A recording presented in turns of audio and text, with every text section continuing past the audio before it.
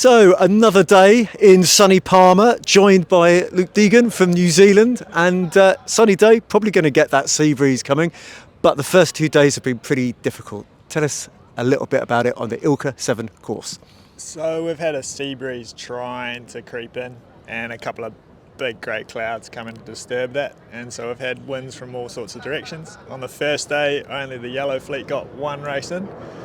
Second day, red and blue managed to get 3 races in and yellow only got 1, so now we're here to catch up with yellow in the morning, and then we'll change fleets a little bit and 2 more qualifying races this afternoon. Wow, so it's going to be a pretty hard day if you're yellow, and I guess they were feeling quite smug yesterday if they only got races ahead. But what do you think of the Palma conditions? It looks like the sea breeze is likely to come in?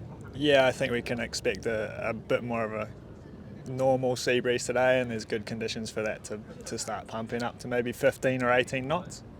Because we've got one more day of qualifying before we move into Gulfleet, then I guess it gets really, really tough. Any thoughts on that? I keep on asking people who their favourite runners and riders are, and nobody will answer me. No, there's lots of guys looking good, so I won't be making a pick. The Aussies look good, the Brits look good, the Kiwis are doing well.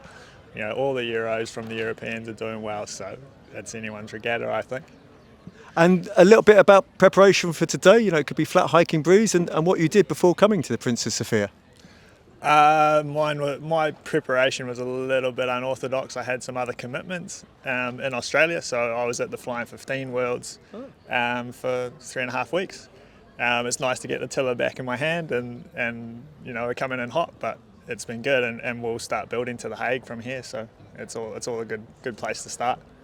Brilliant. Well, very best of luck for today, and sun is shining. I'm sure we'll be on the water soon. Cheers, John.